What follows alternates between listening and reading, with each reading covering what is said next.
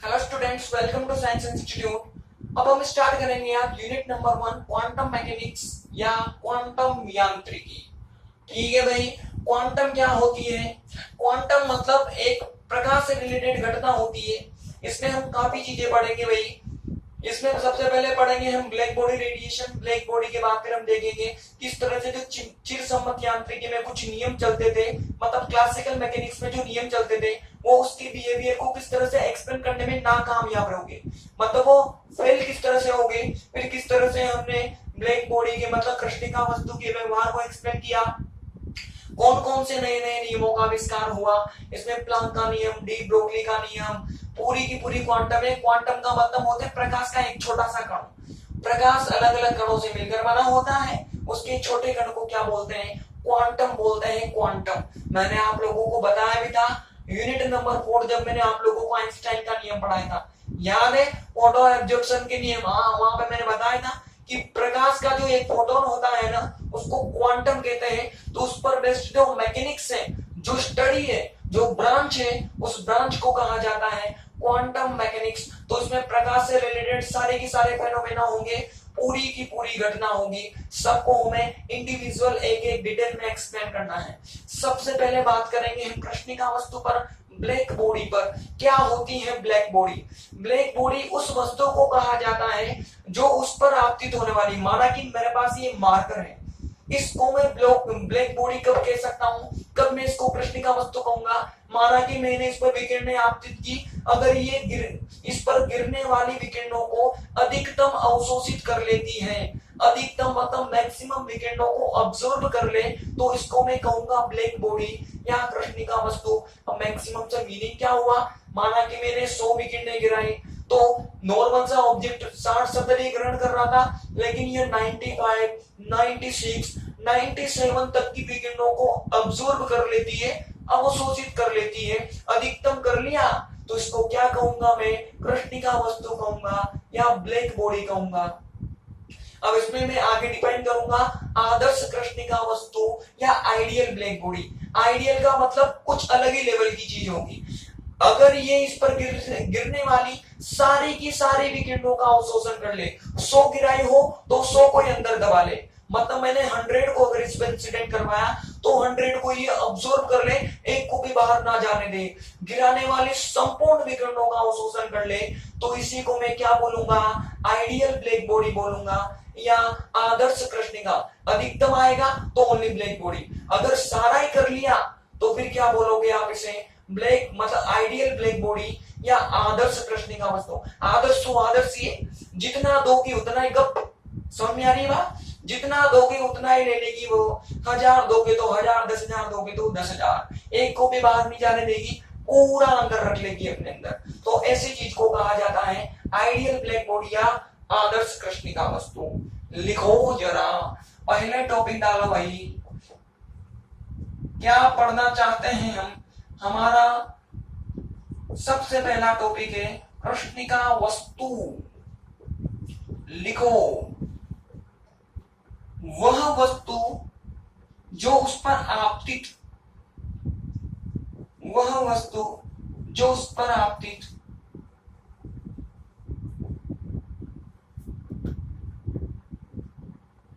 आपतित विकिरणों को अधिकतम अवशोषित कर लेती है, आपतित विकिरणों को अधिकतम अवशोषित कर लेती है, कृष्णिका वस्तु कहलाती है, कृष्णिका वस्तु कहलाती है।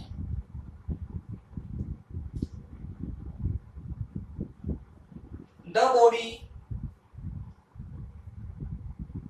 which absorb maximum radiations, incident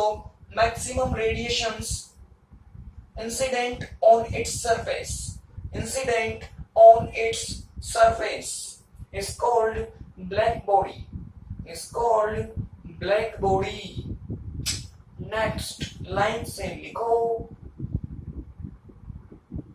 ऐसी कृष्णिका वस्तु जो उस पर आपतित होने वाले, ऐसी कृष्णिका वस्तु जो उस पर आपतित होने वाले संपूर्ण विकिरणों का अवशोषण कर लेती है, संपूर्ण विकिरणों का अवशोषण कर लेती है, संपूर्ण विकिरणों का अवशोषण कर लेती है। आदर्श कृष्णिका वस्तु कहलाती है। आदर्श कृष्णिका वस्तु कहलाती है। आदर्श कृष्णिका वस्तु कहलाती है।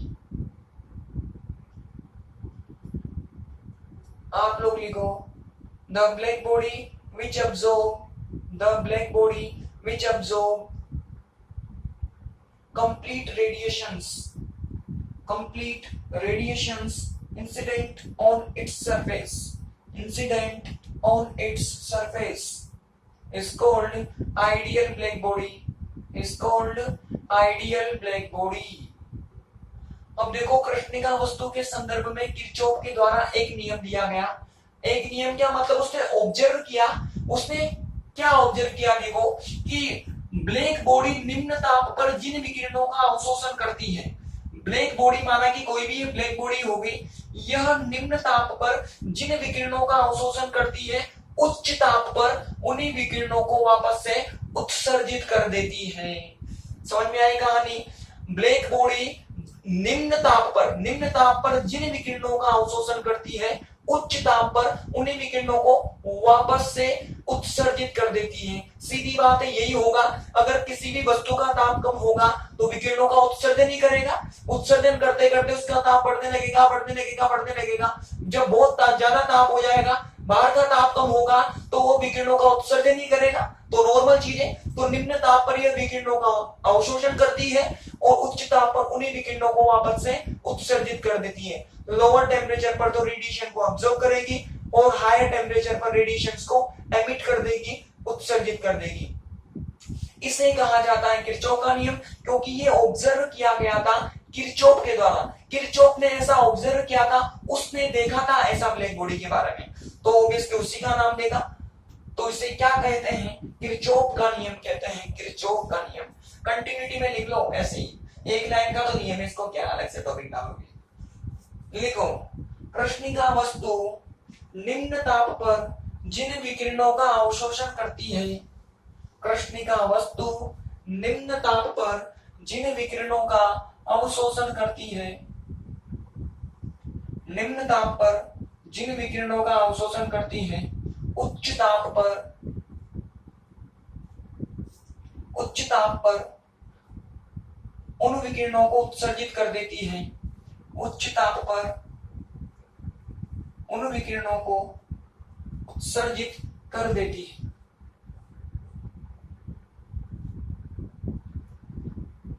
इसे किरचॉफ का नियम कहते हैं। इसे किरचॉफ का नियम कहते हैं। इसे किरचॉफ का नियम कहते हैं। आप लोग लिखो black body absorb radiations। Black body absorb radiations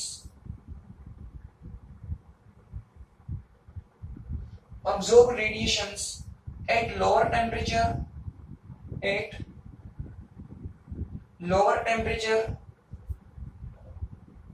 and emit radiations at higher temperature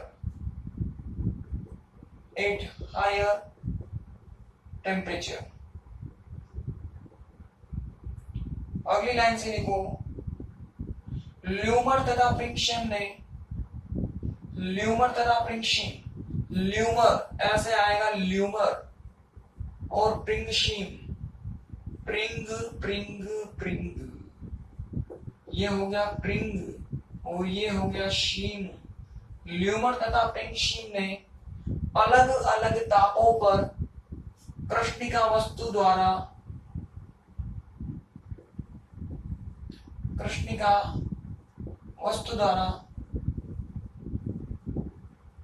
उत्सर्जित ऊर्जा को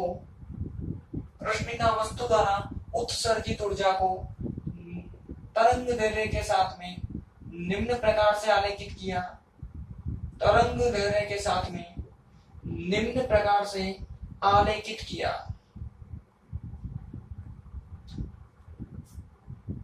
आप लोग भी लिखो ल्यूमर तथा प्रिंगशियम, ल्यूमर and प्रिंगशियम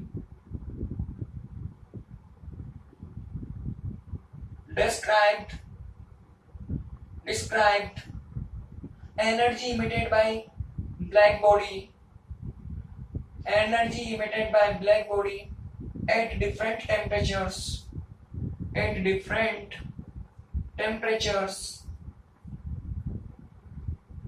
which can be drawn as following type,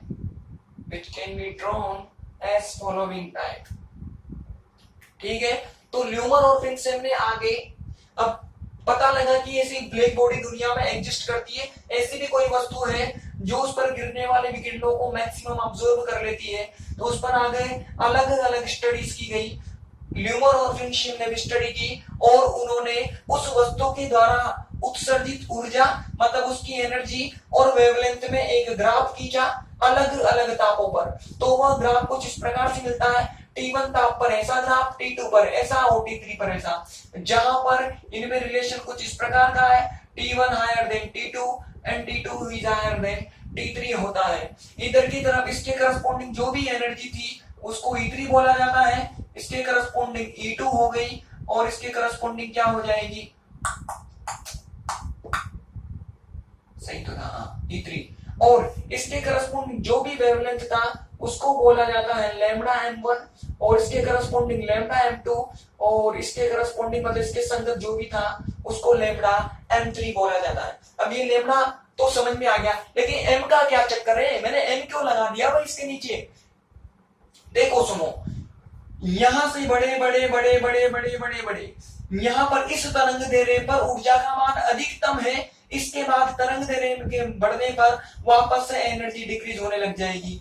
मतलब यह तरंग दैर्ध्य वह तरंग दैर्ध्य जिस पर ऊर्जा का मान अधिकतम होता है, मतलब इसको क्या बोल सकते हैं, लैम्डा मैक्स बोल सकते हैं। याद करो यूवी स्पेक्ट्रोस्कोपी, उसका ग्राफ ऐसा ही आता था और यहाँ वाले को हम लैम्डा मैक्स बोलते थे क्योंकि उस तरंग दैर्ध्य के लिए अधिकतम पीक मिलता था, अधिकतम इंटेंसिटी मिलती थी, अधिकतम तीव्रता मिलती थी। तो इसी वजह से हमने इसके सापेक्ष भी हमें अधिकतम ऊर्जा मिली, मैक्सिमम एनर्जी मिली, तो इस लैम्डा को भी हमने क्या बोल दिया, लैम्डा मैक्स बोल दिया।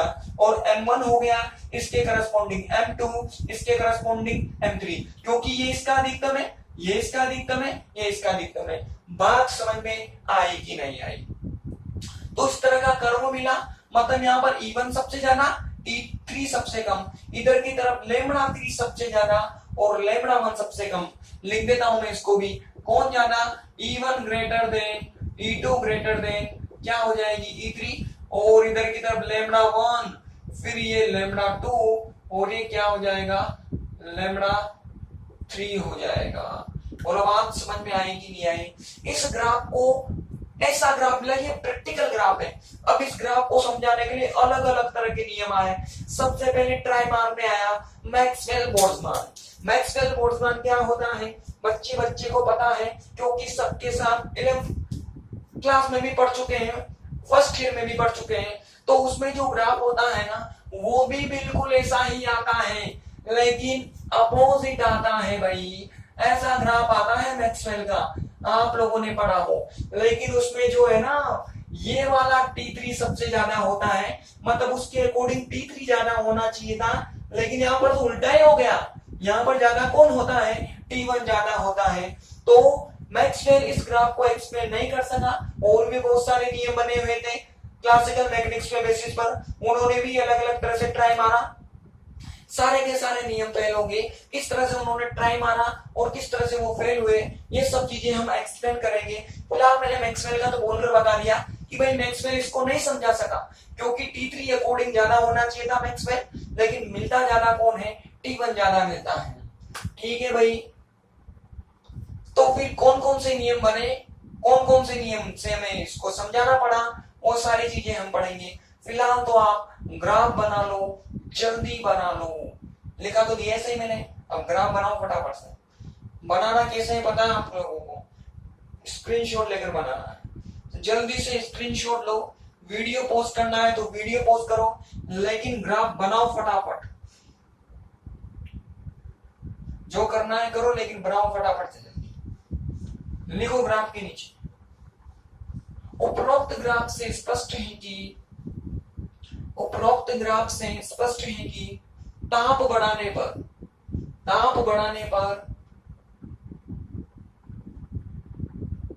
उत्सर्जित ऊर्जा का मान बढ़ता है, लेकिन उसके संगत तरंग दैर्ध्य का मान घटता है। देखो घट रहा है, इधर की तरफ बढ़ रहा है तो ये घट रही है, लेकिन उसके संगत तरंग दैर्ध्य का मान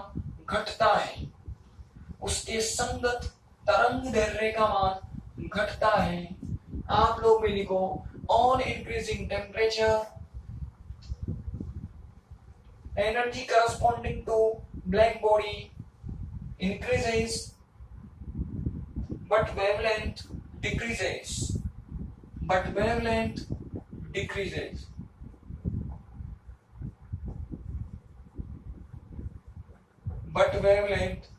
decreases. ठीक, इसको पढ़ने से पहले एक छोटी सी डेफिनेशन पढ़ाता हूं मैं आपको। लिखो, कुल उत्सर्जन क्षमता,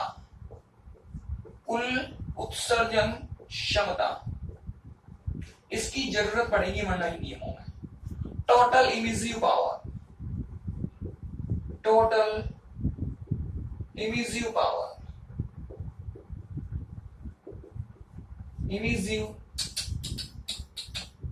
क्या कर रहा हूँ? हाँ सही है, यही होती है मेरे ख्याल से इसमें, है ना? यही होती है मेरे ख्याल, यही होनी चाहिए। देखो जो भी ये देख लेना, देखो टोटल इमिसिव पावर,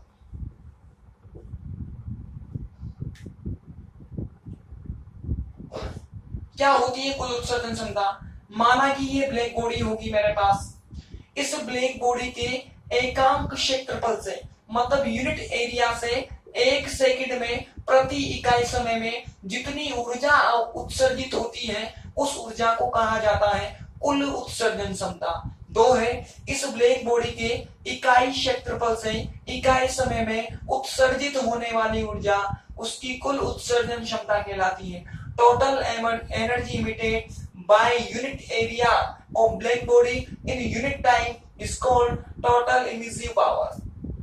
ठीक है, इसे कहा जाता है कुल उत्सर्जन क्षमता। लिख लो फटाफट से, जल्दी लिखो।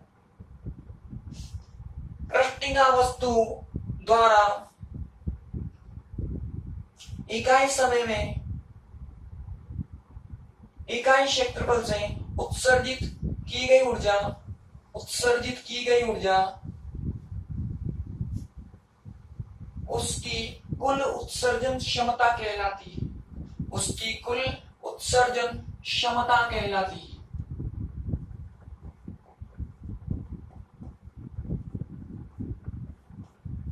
कुल उत्सर्जन क्षमता कहलाती है। ठीक, आप लोग भी लिखो, energy emitted by black body from unit area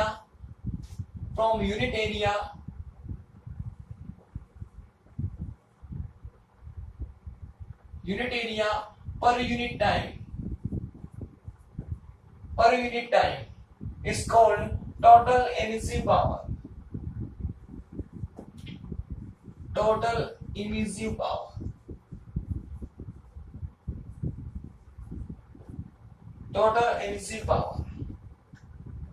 okay, अब लिखो कृष्णिका वस्तु के व्यवहार की व्याख्या या explanation of behaviour of black body. इसमें हम सबसे पहले पढ़ेंगे भाई स्टीफन का नियम।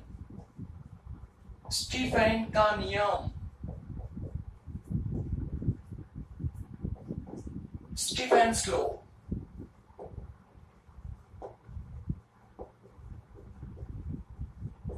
क्या कहता है स्टीफन का नियम? यह बड़ी सीधी सी बात कहता है कि किसी भी कृष्णिका वस्तु की कुल उत्सर्जन क्षमता उसके ताप के 4 घात के समानुपाती होती है। टोटल इमिसिव पावर मैंने अभी भी समझा दी कि उसकी जो कुल उत्सर्जन क्षमता होती है वो उसकी ताप की 4 घात के समानुपाती होती है। Total emissive power of black body is directly proportional to fourth power of temperature. माना कि ये उसकी कुल उत्सर्जन क्षमता कितनी हो, ई हो, तो ई इसके अकॉर्डिंग टेम्परेचर की 4 घात के समानुपाती होगी। मतलब ई समानुपाती क्या हो जाएगा, टी की पावर 4। इस नियम को कहा जाता है स्टीफेन का नियम। बड़ा ही आसान नियम है भाई, ये इसकी 4 घात के समानुपाती होता है। अब आप जानते हो जो समानुपाती का चिन्ह हटाया जाता है, प्रोपोर्शनल को रिमूव करोगे तो आपको क्या लगाना पड़ेगा, कांस्टेंट लगाना पड़ेगा। जहां कांस्टेंट क्या है भाई, सिग्मा है। इस सिग्मा का कहा क्या जाता है, स्टीफेन नियतांक या स्टीफेन का नियतांक कहा जाता है इसे। स्टीफेन कोफिशिएंट या स्टीफेन कांस्टेंट बोल दो। हर एक किसी को पता है भाई इसकी वैल्यू कितनी होती है, इसकी वैल्यू होती है सिग्मा बराबर 5.6 into 10 to power 8 joule metre inverse square second inverse और केल्विन इनवर्स 4। ये होती है इसकी इकाई, ये होता है सिग्मा बराबर। ठीक है भाई, लिखो इसके अंदर स्टीफेन के नियमानुसार कृष्णिका वस्तु की कुल उत्सर्जन क्षमता, कृष्णिका वस्तु की कुल उत्सर्जन क्षमता उसके परम ताप की 4 घात के समानुपाती होती है। उसके परम ताप की 4 घात के समानुपाती होती है। परम ताप मतलब केल्विन वाला टेम्परेचर, परम ताप की 4 घात के समानुपाती होती है। ओके, फटाफट से लिखो आप इसके अंदर। According to Stefan's law total emissive power of black body is directly proportional to 4 power of temperature, 4 power of temperature। ठीक है, जल्दी से कर लो भाई, इधर तक कर लो जल्दी से। लिखो समीकरण 1 डालना इसको, इसके लिए समीकरण नंबर 1 स्टीफेन का नियम कहलाती है। समीकरण नंबर 1 स्टीफेन का नियम कहलाती है। ठीक है, अब देखो हम इसको थोड़ा सा परिवर्तित करेंगे। देखो मैंने ये ई क्या बोला है, मैंने इसको कुल उत्सर्जन क्षमता बोला है। होती क्या है, वह ऊर्जा जो इकाई आयतन से वह ऊर्जा जो इकाई क्षेत्रफल से इकाई समय में उत्सर्जित होती है। Total emissive power is the energy emitted from unit surface area in per unit time. मतलब दो चीजें हैं, आपने उसके क्षेत्रफल को भी इकाई कर रखा है और टाइम को भी इकाई कर रखा है। ठीक है, तो मैं ये क्या ई एनर्जी क्या है भाई, मेरे पास सिग्मा टी की पावर 4 है। ये क्या है, इकाई क्षेत्रफल से उत्सर्जित ऊर्जा। माना कि मैंने कृष्णिका का क्षेत्रफल कितना कर दिया, ए कर दिया, तो अगर इकाई क्षेत्रफल से इतनी एनर्जी उत्सर्जित हो रही है तो ए से कितनी होगी, इसको किससे मल्टीप्लाई कर दूंगा भाई मैं, ए से मल्टीप्लाई। इकाई से इतना है, एक क्षेत्रफल से इतना है तो ए से कितना होगा, ए से मल्टीप्लाई कर दो। अब देखो ये जो एनर्जी है, अब ये किससे आए, इकाई समय में। ए क्षेत्रफल से इकाई समय में उत्सर्जित होने वाली ऊर्जा है। यूनिट टाइम में ए एरिया से एमिटेड एनर्जी का फॉर्मूला है ये। अब मैंने टाइम को भी कितना कर दिया, टी कर दिया। टी से टेम्परेचर होता है, ये लो भाई स्मॉल टी कर दिया मैंने। ठीक है, मैंने टाइम को कितना कर दिया कि टी टाइम कर दिया, तो इकाई समय में इतनी ऊर्जा उत्सर्जित हुई, तो टी समय में कितनी ऊर्जा उत्सर्जित होगी बताओ। इसको किससे मल्टीप्लाई कर दूंगा मैं, टी से भी मल्टीप्लाई कर दूंगा। तो नई जो इक्वेशन बनेगी वो क्या बनी आपकी, कुछ इस प्रकार की इक्वेशन बनेगी। ये बताएगी इकाई समय में मेरे शब्दों पर ध्यान देना, ये क्या बताता है, इकाई समय में इकाई क्षेत्रफल से उत्सर्जित होने वाली ऊर्जा। और ये क्या बताएगा, ए क्षेत्रफल से टी समय में उत्सर्जित होने वाली ऊर्जा। ये यूनिट टाइम, यहाँ पर टाइम भी यूनिट है और एरिया भी यूनिट है। यहाँ पर एरिया मैंने ए कर दिया और टाइम मैंने ए कर दिया। एक से इतना था तो ए से इतना, एक से इतना है तो मैंने टी को मल्टीप्लाई कर दिया। नॉर्मल सी चीज है भाई। देखो कि एक टोपी इतने रुपए की, तो 50 टोपियां कितने रुपए की, 50 से गुणा करूंगा मैं, सीधा सवाल। तो मैंने ए से और डी से मल्टीप्लाई कर दिया। ये जो समीकरण बनी, इस समीकरण को कहा जाता है स्टीफन बोल्ट्जमान का नियम। इसे क्या कहते हैं? स्टीफन बोल्ट्जमान का नियम कहते हैं। क्यों इस यहाँ पर इसको बोल्ट्जमान हमने बोला? देखो भाई, स्टीफन ने तो अपना एक नियम दिया था, बोल्ट्जमान ने इस नियम को आगे बढ़ाया और उसने पता लगाया कि यह जो नियम है ना, वह केवल ब्लैक बॉडी के लिए ही एप्लीकेबल है। मतलब केवल उन वस्तुओं पर ही लागू हो सकता है जिनकी प्रॉपर्टीज ब्लैक बॉडी के जैसी होती है, जिनके गुण कृष्णिका वस्तु के जैसे होते हैं। अगर कोई दूसरा पदार्थ मिला तो फिर यह नियम उन पर लागू नहीं होता। तो केवल ये नियम किसके लिए है? ब्लैक बॉडी के लिए, और दूसरे पदार्थों के लिए नहीं है। ये बात किसने बताई? बोल्ट्जमान ने बताई। अतः इसको क्या कहते हैं? स्टीफन ने नियम दिया। बताया किसने? बोल्ट्जमान ने। तो दोनों का नाम जुड़ गया। इसको क्या कहोगे आप? स्टीफन बोल्ट्जमान का नियम या लॉ ऑफ स्टीफन बोल्ट्जमान। आई बात समझ में? लिखो इसके नीचे अगले लाइन से लिखो, कृष्णिका वस्तु के ए क्षेत्रफल से टी समय में, ए क्षेत्रफल से टी समय में उत्सर्जित होने वाली ऊर्जा लिख लो फटाफट। Energy emitted from A area in T time, इसको is given as लिख लो फटाफट से समीकरण लिखो। उपरोक्त समीकरण स्टीफन बोल्ट्जमान का नियम कहलाती है। उपरोक्त समीकरण स्टीफन बोल्ट्जमान का नियम कहलाती है। यह केवल कृष्णिका वस्तु के लिए लागू होता है। यह केवल कृष्णिका वस्तु के लिए लागू होता है, अन्य पदार्थों के लिए नहीं। Above equation is called Stefan Boltzmann's law. Stefan Boltzmann's law. This law is only applicable for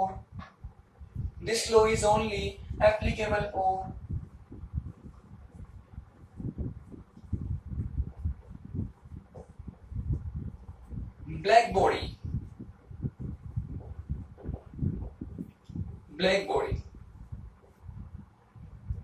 ठीक।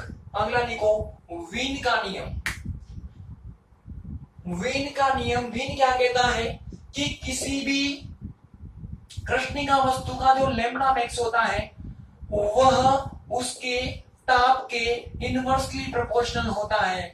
मतलब उसका तरंग दैर्ध्य ताप के इनवर्सली प्रोपोर्शनल होता है। लैम्बडा एम कौन सा तरंग दैर्ध्य? अधिकतम ऊर्जा से संबंधित तरंग दैर्ध्य, मैक्सिमम एनर्जी से रिलेटेड वेवलेंथ होती है लैम्बडा एम। ये जो लैम्बडा एम है उसके टेम्परेचर के इनवर्सली प्रोपोर्शनल होती है। अब यहां से भी जैसे आप इस प्रोपोर्शनल को रिमूव करोगे तो आपको क्या लगाना पड़ेगा? कांस्टेंट लगाना पड़ेगा। इसे क्या कहते हैं? ये जो बी कांस्टेंट मैंने लगाया है, इस बी को क्या कहते हैं भाई? वीन्स कांस्टेंट कहते हैं। क्या नाम होता है इसका? वीन नियतांक। क्या बोलते हैं? बोल तो दो। वीन नियतांक बोलते हैं इसे। इसका भी कोई कोई मान होता है। इसकी जो वैल्यू होती है ना, वो होती है 2.9 × 10⁻³ मीटर इंटू केल्विन। इतनी वैल्यू होती है बी की। ठीक है, ये तो होता है वीन का नियम। अब इसने भी ब्लैक बॉडी को आगे स्टडी करते करते एक अपना नियम बनाया। इसने क्या बोला? इसने आगे बोला इसके आधार पर, ऊष्मागतिकी के आधार पर वीन ने बताया कि टी टाइम पर लैम्बडा से लैम्बडा प्लस डी लैम्बडा तरंग दैर्ध्य के बीच में ब्लैक बॉडी के द्वारा वीन ने इसको बताया था। किसके आधार पर? ध्यान रखना, पूछा जाता है कि किसके आधार पर वीन का नियम बना हुआ है? थर्मोडायनेमिक्स के ऊपर। तो उसने ऊष्मागतिकी के आधार पर बताया कि किसी कृष्णिका वस्तु के द्वारा टी समय पर, किसी कृष्णिका वस्तु के द्वारा टी ताप पर लैम्बडा से लैम्बडा प्लस डी लेमड़ा तरंग दैर्ध्य के मध्य जो ऊर्जा उत्सर्जित की जाती है उस ऊर्जा को कुछ इस प्रकार से लिखा जा सकता है। कितनी एनर्जी है E lambda plus D lambda, इसको कुछ इस प्रकार से लिखा जा सकता है ए अपॉन लेमड़ा की पावर 4 ई की power minus B upon lambda T, जहां पर कौन क्या गया है मैं बता देता हूं। ए तो कोई कांस्टेंट है, बी का कांस्टेंट है, ये भी लेमड़ा तो तरंग दैर्ध्य है और बी तो मैंने अभी बताया है लेमड़ा तरंग दैर्ध्य है और टी क्या है टेम्परेचर। कि टी ताप पर लेमड़ा से lambda plus D lambda wavelength के बीच में जो उसकी उत्सर्जन क्षमता होती है, जो उसकी टोटल एमिसिव पावर होती है, उसको इस सूत्र के द्वारा प्रदर्शित किया जाता है। इस सूत्र को या इस इक्वेशन को कहा जाता है वीन का विस्थापन नियम या इसे वीन्स डिस्प्लेसमेंट लॉ बोलते हैं। ये तो वीन का नियम है और आगे उसने पढ़ा और आगे उसने बताया ब्लैक बॉडी के बारे में, ये बताया इसे कहा जाता है वीन का विस्थापन नियम या वीन्स डिस्प्लेसमेंट लॉ।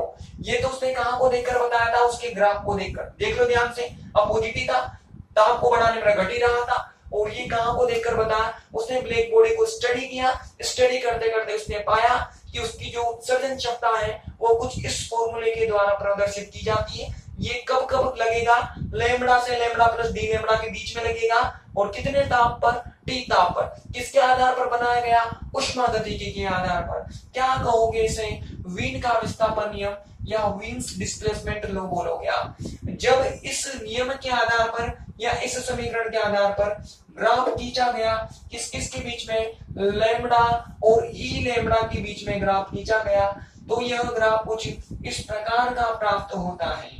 जरा गौर फरमाना, तो मैंने स्टार्टिंग में ब्लैक बॉडी का ग्राफ कैसा बताया था आप लोगों को, कुछ इस प्रकार का ग्राफ बताया था। थोड़ी थोड़ी शक्ल मिल रही है क्या, बिल्कुल मिल रही है, इतना भाग मिल रहा है। इधर की तरफ लेमड़ा कम होगा, इधर की तरफ लेमड़ा ज्यादा होगा। मतलब ये ग्राफ थोड़ा थोड़ा मिला, पूरा नहीं मिला। मतलब यह नियम केवल निम्न तरंग दैर्ध्य पर, लोअर वेवलेंथ पर ही कृष्णिका वस्तु के व्यवहार को समझा सका। यह नियम केवल निम्न तरंग दैर्ध्य पर इस ब्लैक बॉडी के बिहेवियर को एक्सप्लेन कर सका, क्योंकि ये वाला हिस्सा इस वाले हिस्से से मिला है जो कि कौन सी तरंग दैर्ध्य है, कम तरंग दैर्ध्य है। तो निम्न तरंग दैर्ध्य पर ही यह व्यवहार समझा सका, उच्च तरंग दैर्ध्य पर नहीं। ये होता है वीन का विस्थापन नियम। ठीक है भाई, लिखो इसके अंदर वीन के नियमानुसार, वीन के नियमानुसार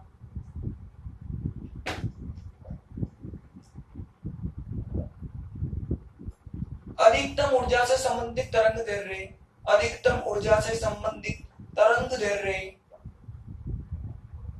परम ताप के व्युत्क्रमानुपाती होती है, परम ताप के व्युत्क्रमानुपाती होती है, परम ताप के व्युत्क्रमानुपाती होती है। फटाफट लिखो यहां तक, यहां तक आप लोग लिखो according to Wien's law, according to Wien's law, wavelength related to maximum energy, wavelength related to maximum energy is inversely proportional to, is inversely proportional to temperature। ठीक है, यहां तक करो, लिखो समीकरण नंबर 1 वीन का नियम कहलाती है, समीकरण नंबर 1 वीन का नियम कहलाती है। अगली लाइन से लिखो वीन ने उष्मागतिकी के आधार पर बताया, वीन ने उष्मागतिकी के आधार पर बताया कि टी ताप पर, टी ताप पर लेमड़ा से लेमड़ा प्लस डी लेमड़ा के मध्य, लेमड़ा से लेमड़ा प्लस डी लेमड़ा के मध्य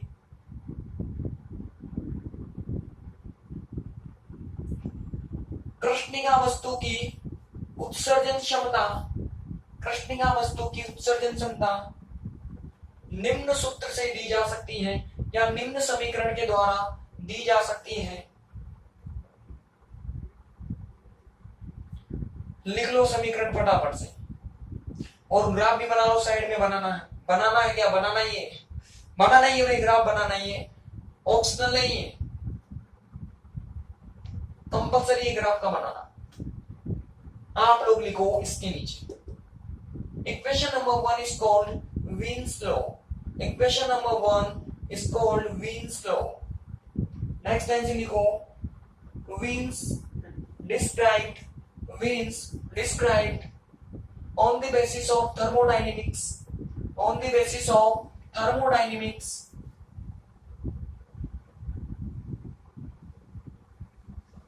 energy emitted by black body at T temperature between lambda 2 lambda plus d lambda wavelength, between lambda 2 lambda plus d lambda wavelength is given as लिखो, formula लिखो, graph बनाओ, लिखो उपरोक्त Wien का विस्थापन नियम कहलाता है, या उपरोक्त वीन का विस्थापन नियम कहलाती है। ये होती है वीन का विस्थापन नियम और वो होता है वीन का नियम।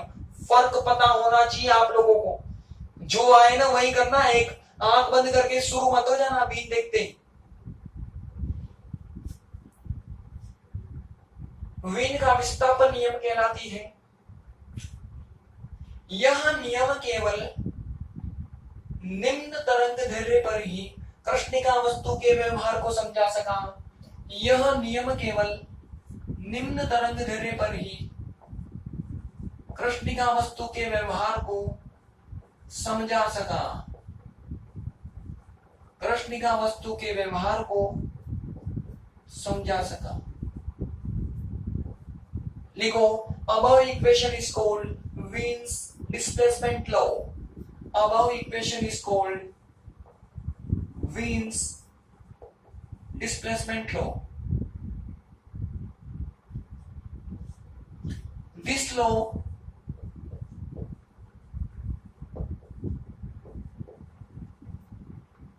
law explained behavior of black body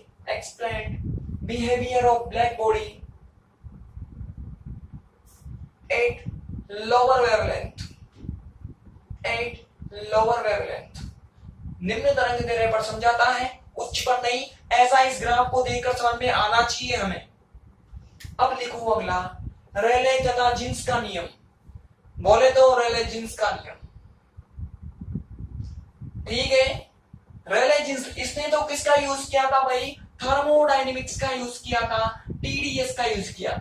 इसने बोला ऊर्जा के समविभाजन सिद्धांत के आधार पर। रेले जीन्स ने ऊर्जा के समविभाजन सिद्धांत का उपयोग करके, मतलब इक्विपार्टीशन प्रिंसिपल ऑफ एनर्जी, आपने पढ़ा होगा छोटी क्लासों में। Equipartition principle of energy physics वालों ने पढ़ा होगा। देखो बायो वाले नहीं पढ़ सकते क्योंकि सेकंड ईयर में होता है ये एनर्जी का जो प्रिंसिपल है। तो क्या प्रिंसिपल है? Equipartition principle of energy. ऊर्जा का समविभाजन सिद्धांत के आधार पर रेले तथा जीन्स ने बताया कि टी ताप पर लैम्बडा से लैम्बडा प्लस डी लैम्बडा तरंग दैर्ध्य के मध्य कृष्णिका द्वारा जो उत्सर्जन क्षमता होती है उसको हम कुछ इस प्रकार के सूत्र से या इस इक्वेशन से प्रदर्शित कर सकते हैं। 8 पाई kT अपॉन लैम्बडा की पावर 4 डी लैम्बडा। यहां भी डी लैम्बडा लगाना रे, मैं भूल गया, ठीक है। अरे इधर की तरफ भी डी लैम्बडा लगा देना। ये डी लैम्बडा है, इधर भी डी लैम्बडा आएगा, वरना इसका समाकलन करना पड़ता है कि कैसे समाकलन करोगे, तो डी लैम्बडा आएगा इधर की तरफ, ठीक है। तो कितना होता है भाई? ई लैम्बडा डी लैम्बडा बराबर 8 पाई kT लैम्बडा की पावर 4 डी लैम्बडा। किसके बीच में? टी ताप पर, टी टेम्परेचर पर लैम्बडा से लैम्बडा प्लस डी लैम्बडा के बीच में जो उत्सर्जित करती है ना ऊर्जा, उस ऊर्जा को हम कुछ सूत्र से प्रदर्शित कर सकते हैं। जब इस सूत्र के द्वारा ई लैम्बडा और लैम्बडा के बीच में ग्राफ खींचा गया, इधर की तरफ क्या रखी गई? लैम्बडा, इधर की तरफ क्या रखी गई? T lambda. तो यह ग्राफ कुछ इस प्रकार का प्राप्त होता है भाई, इस प्रकार का प्राप्त होता है, इस प्रकार का। गौर फरमाना तो जरा ये जो ग्राफ है इस प्रकार का मिलता है, थोड़ा सा अच्छा बनाता हूं मैं यहाँ, इस प्रकार का मिलता है। अब बढ़िया बनाए देखो, इस प्रकार का मिलता है। अब देखो इसकी शकल, अब देखो ये ऐसा था, ऐसा मिला था हमें, इसकी शकल पीछे वाले भाग से मिल रही है जहां पर लैम्ब्डा का मान ज्यादा होता है। मतलब यह नियम केवल उच्च तरंग दैर्ध्य पर कृष्णिका वस्तु के व्यवहार को समझा सका। यह लॉ केवल हायर वेवलेंथ पर ही ब्लैक बॉडी के बिहेवियर को एक्सप्लेन कर पाया। यह तो निम्न पर कर पाया क्योंकि शकल आगे वाले से मिल रही थी, इसकी शकल पीछे वाले से मिली, मतलब यह उच्च तरंग दैर्ध्य पर व्यवहार को समझा सका। तो आधा काम इसने किया, आधा काम इसने किया, पूरा काम कोई ना कर सका। तो ये दोनों दो नियम है ना, वो बेस्ट है क्लासिकल मैकेनिक्स पर चिरसम्मत यांत्रिकी पर। तो हमने देखा इस तरह से चिरसम्मत यांत्रिकी फेल हो गई। ये भी नहीं, इसके जो पहले आया था कहां गया, ये भी नहीं समझा, कहां गया, ये भी नहीं समझा सका और ये भी नहीं समझा सका। आधा आधा समझाने से क्या होता है, पूरा समझाओ समझाना है तो, वरना आधा भी मत समझाओ। आधे भाई, आधी चीज लेने से क्या फायदा। कोई भी टॉपिक आपने आधा किया है तो नंबर पूरे थोड़े ना मिलेंगे, आधे मिलेंगे। या तो आधा ही मत पढ़ो, समझा नहीं है बात, तो या तो आधा भी समझाओ या पूरा समझाओ, सीधी बात है। तो ये भी फेल हो गया, ये भी फेल हो गया। किस पर बेस्ड थे ये, क्लासिकल मैकेनिक्स पर चिरसम्मत यांत्रिकी पर बेस्ड थे। तो इस तरह से चिरसम्मत यांत्रिकी ब्लैक बॉडी के बिहेवियर को एक्सप्लेन करने में फेल हो गई, इसलिए अब नए नियमों की जरूरत थी। और वो नए नियम क्या थे, उनको ही तो पढ़ना है क्वांटम के अंदर। ठीक है, फिलहाल इतनी चीजें लिख लेते हैं हम। टॉपिक तो डाला ही होगा आप लोगों ने, लिखो। रेले तथा जीन्स ने, रेले ये दो साइंटिस्ट थे भाई, एक नहीं थे, ठीक है। रेले अलग था, जीन्स अलग था। ये रेले तो आया था, देखो यूनिट नंबर 3 में आया था ना, याद हो तो आप लोगों को। रेले तथा जीन्स ने ऊर्जा के समविभाजन सिद्धांत के आधार पर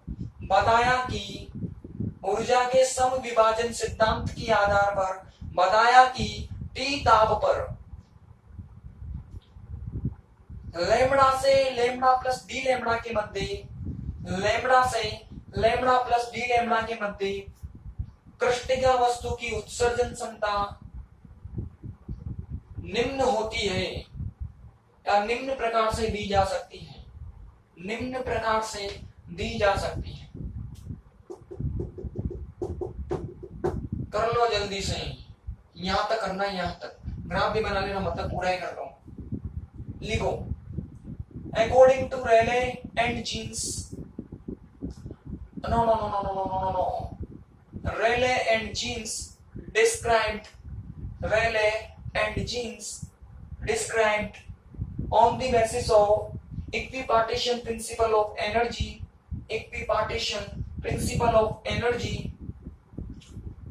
emissive power of या energy emitted by black body, कुछ भी लिख लो, दोनों एक ही है।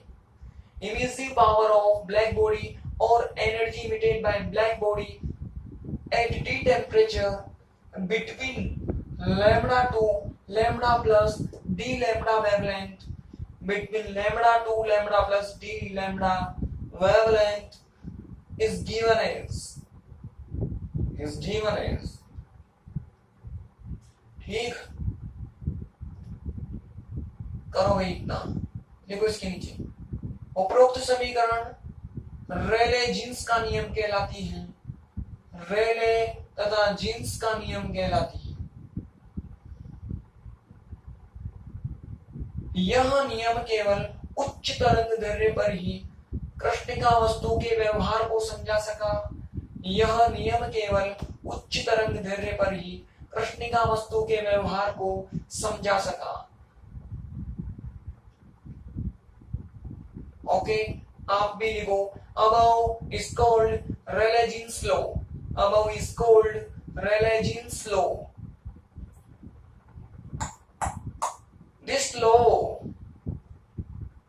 explained behavior of black body at higher wavelength, explained behavior of black body at higher wavelength, अगली लाइन से लिखो, इस प्रकार चिरसम्मत यांत्रिकी कृष्णिका वस्तु के व्यवहार को समझाने में असफल रही।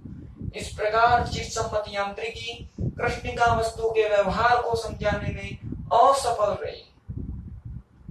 ठीक है। 10 classical mechanics is failed to explain behaviour of black body. ठीक है।